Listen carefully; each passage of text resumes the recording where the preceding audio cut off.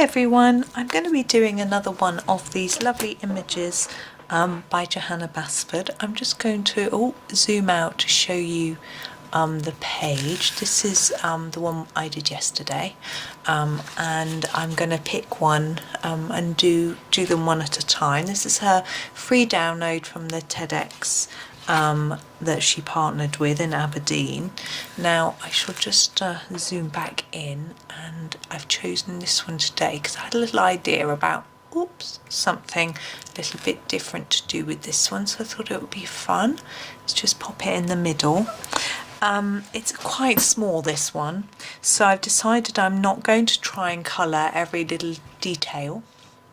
We're going to try something else. Before I forget, this is a free download and there is a link in the description of the video to tell you where to get it from, so you can grab it if you haven't already done so. What I'm going to do, my idea is to sort of put a ellipse over the top of the word to colour in this area, and then to just go over the lettering in a pen. So this is my idea. This ellipse, I'll just show you, this is a ellipse template by TedX. If I can find a link for this, I will put it in the description. It isn't mine, I nicked it off my husband. He buys all these fancy art things. So I decided that what I wanted was, I wanted it so that the words weren't totally encased by this ellipse. But that's a little bit small. That's probably the one I'm going to go for. I thought that one didn't quite have enough overlap, and that one just had such a tiny bit, it looked a little odd. So I thought with that one, it looks like it's intentionally overlapped a little bit. I'm going to try and get it as central as I can. I'm rubbish at setting up that sort of thing, but I've done that now. We need a line to mark the edge of the ellipse. Now, ordinarily, I would normally just go and grab a graphite pencil and draw, or you could do it with a pen if you're feeling ambitious. I don't want a dark pen outline on this, and I don't want graphite pencil either because it's smudgy. Now, I haven't told you what I'm going to be using. I'm going to be using my Bambino crayons for this little background part. So I'm going to grab the yellow. This is very bright in the light here. It's got on the paper, I can't even see it myself, it's got a cockerel design. It's the brightest yellow pencil. Now I've just knocked that slightly off. Kimber, is that the right word? I don't think it is. Never mind. So I'm going to draw my circle with this yellow. I'm just going to draw it right over the top of everything and hope that it shows up enough, but not too much. We will see. I'm not just going to be doing a yellow background, by the way, but I'm going over it a few times because I want it to show up. I'm just going to lift it and look underneath. Yeah.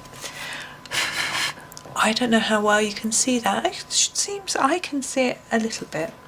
Now, my idea for this background is to use 3 colours. I've got this yellow, this is the bright yellow, and a sort of mid-orange, which has got this sort of cat, and this red one, which is the bunny rabbit. And I've sharpened them up in my Staedtler sharpener. It's my round one, 2 holes. I've used the smallest hole and it's sharpened them quite well. I find sometimes they take a little bit more pressing. When you turn them in the sharpener, they don't always grip the blade, so you have to push a little bit harder. But that's that. And what I'm going to do, I'm just trying to think about how I'm actually going to do this. I haven't got too far for planning. Now what I could do is do it yellow to orange to red in the middle, which I think might look a little bit odd. I could do it red to orange to yellow, could do red across to orange in the middle and yellow on the outside. The problem with the idea of going across like that is that I would have to get it really even. So I'd have to make sure the same amount of red on that side is yellow on that side, and I think that would be too tricky for me. So I think I'm going to start off with a red outline and then fade it into orange. Obviously I shouldn't have drawn it in yellow, I probably should have drawn it in red, but we're just going to go for it. It's going to go over the top of that yellow line. Now I'm not going to get this exactly straight because I'm going over the top, but I don't mind. I think it will look slightly more, how hand done, authentic, artisan, I don't know what the right word is, but it's it won't look quite so rigid and constrained. So I'm going around there.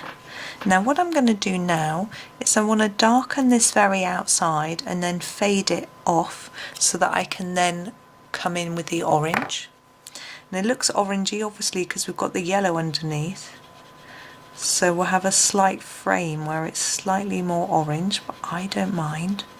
I think that'll be okay. I think if I was you and I was thinking about doing it this way, I will probably do that original line in red. Now obviously if you haven't got this sort of ellipse shape, you could hand draw it if you're confident. I'm just trying to work out the way I can get around this ellipse without putting my hand over in the way. You could hand draw it, as I say, you could draw around something else, you could use a completely different shape. See what I sometimes do is just see what I've got in my drawer. Next to me I've got a stationery drawer full of all sorts of exciting bits and bobs, and I might find a sticky tape roll, that's always quite good for a circle, or base of a pencil sharpener can sometimes make a good shape, things like that. Just see what you've got, or you could print something off and make a cardboard template this sort of old-fashioned way, rather than using this sort of stencil idea, which this is. I want to try and make that fairly even all the way around, which I think I've done, and then I'm going to just fade it in a little bit so that it will start to blend into the next colour. Now one thing you have to be careful with doing this is your ink. Because I've printed this out myself, I've obviously used my printer ink and you'll be using yours, so you'll need to think about whether it's going to smudge. I'm going to grab my orange now, so as I say, this one with the pretty little cats on, and I'm going to go right over what I've done quite hard and then fade it in a little bit. Once I'm going to cover this first, I find that much easier. Cover what's here nice and hard, and then it's nice and relaxing, you don't have to think about what you're doing. And then I'll explain the next bit. See, that's quite crumbly. That's because I've sharpened it to quite a fine point. Look at that. Sorry. I do need a brush. I have had a fantastic recommendation from someone in a comment. I think it was in a comment saying I need to get a makeup brush to rub off the little bits. It's a brilliant, brilliant idea because they're so lovely and soft. That they wouldn't sort of scratch the page. I've got a paintbrush that I used to use that's quite scratchy, and also had a really long handle, which was just a bit annoying really. These are do leave a little bit of debris, but that's fine. I find some brands of pencil do exactly the same. Now I'm trying to lighten my pressure and bring this in towards the middle. I'm trying to hold the page really still. I don't know why I need it that still, but I feel like it should. Anyway, back to the ink. Some ink can be a bit smudgy.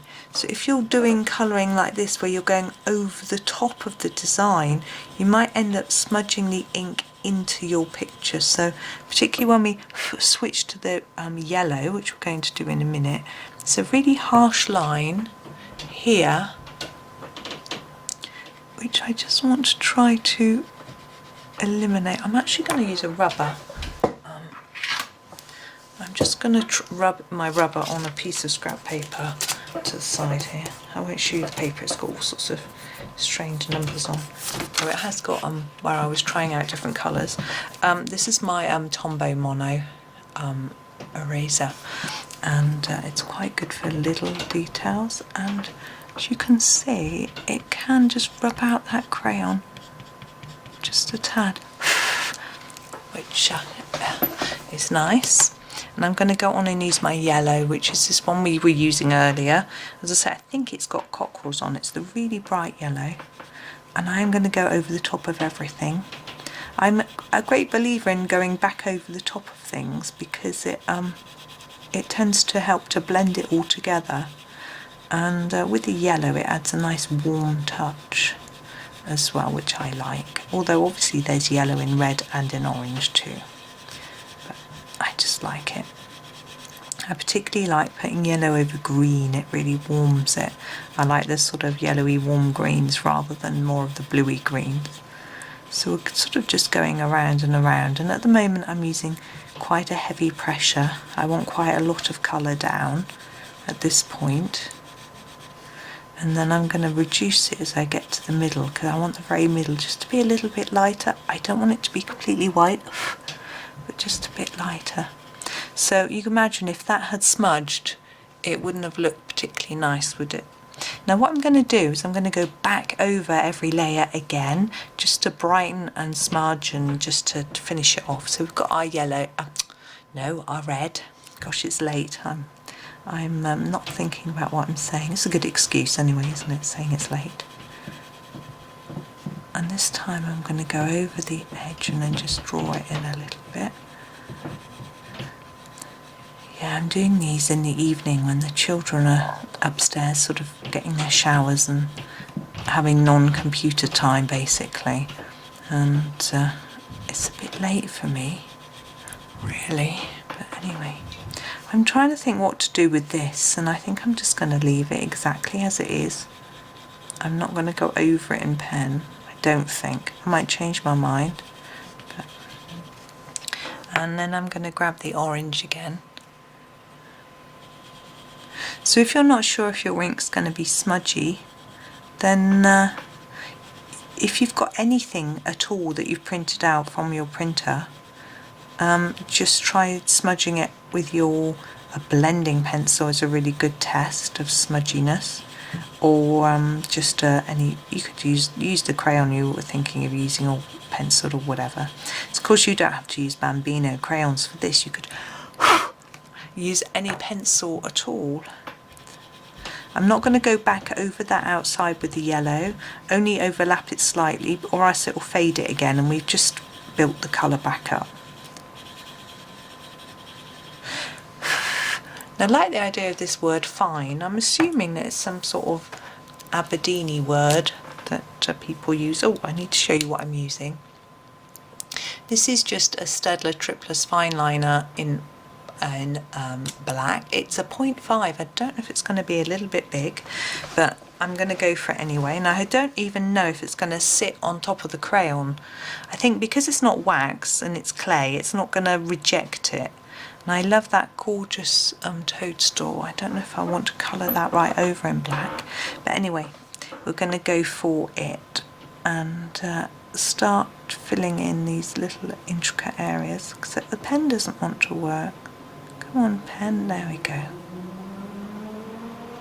And they're so small. I'm so nervous when I use pen, because obviously you can't erase it. I know it's not easy to erase pencil, but it's just a bit of a mental block I have with pen.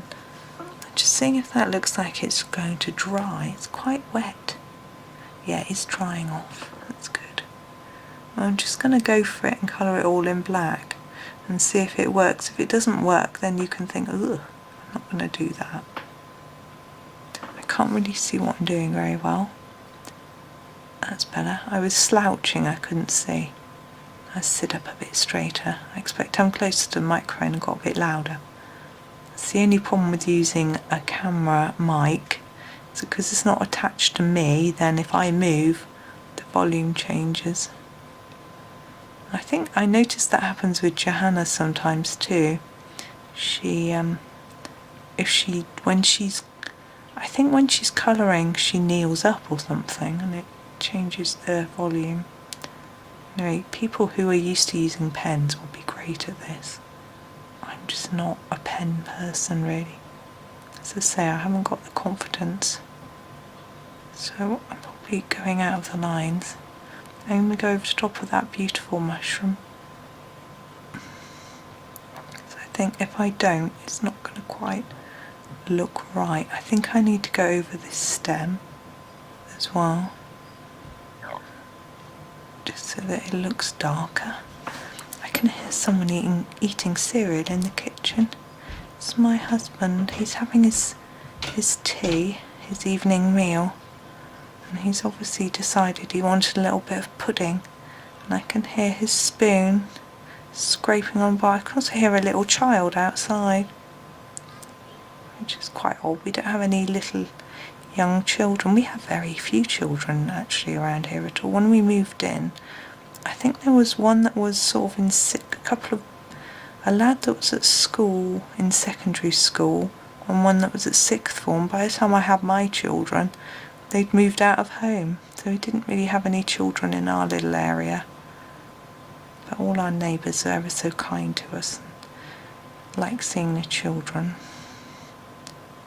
And we live in a very nice, friendly area, which is really nice. Having moved from an area that was fairly friendly, but quite near to London, and I find some parts of London, it's not that people aren't friendly, it's that they're too busy to stop and talk.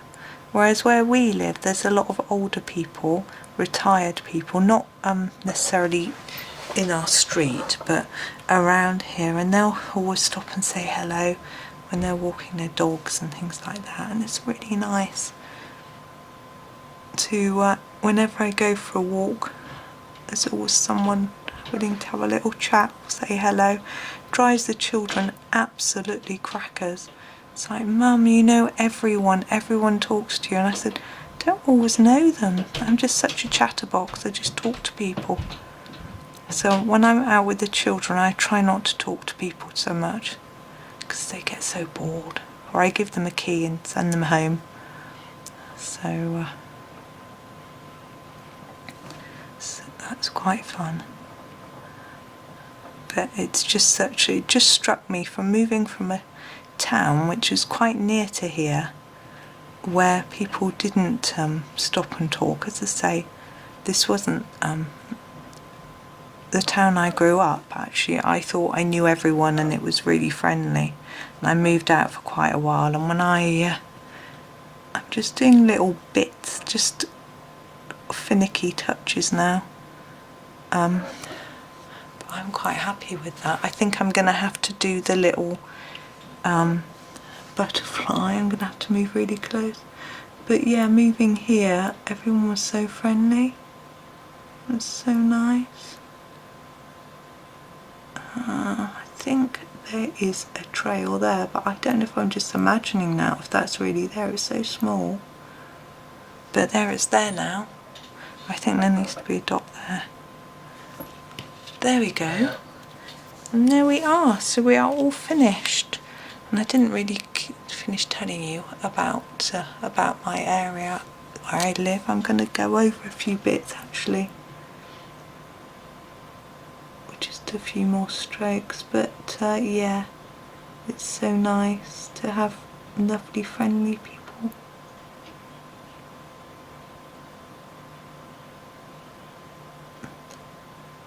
It's just, I think it's because we're nearer to the countryside, perhaps. Everyone's a bit more, there's a bit more slow-paced life. So people have got time to say hello and swap a few words, talk about the weather, you know, typical British thing. But our weather is interesting, I think.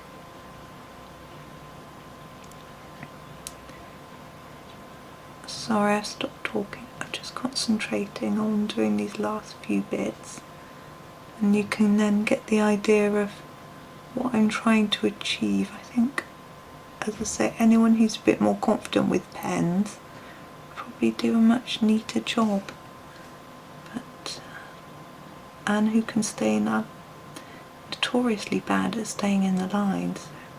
This is a challenge for me, but I rather like the effect. I might use it again. I have used it actually on bigger pictures with a pastel background, making a sort of sunsetty type colouring and then doing a silhouette in front. It's a good cheat if you've got a lot of background and you don't know what to do with it. I think my main problem here is that I haven't gone all the way to the lines. But it's because I was too busy talking and not concentrating. But anyway, I hope everyone is well and happy and safe. We're still in quite tricky times across the world, and it's been, for me, it's been quite refreshing watching the Olympics, and feels a little bit more normal, although there's obviously no crowd. But it's been fun. Very distracting when I'm supposed to be working. I don't know if you can see a big difference there, but I can see a difference now I've done those extra little bits. But I'm going to leave it there for today. So, and I'm glad to say that the ink seems to take a little bit longer to dry when it's on top of the crayon, but it does dry, and it looks a bit more dull on the crayony bit than it does on the rest, but I don't think it's that bad. I think it works pretty well. So there we go. So that's me. I shall stop nattering on and let you get on, but I hope that one was a bit different for you, gave you a little idea for that one, which is quite tricky to colour in, I think. So thank you very much for watching, and happy colouring.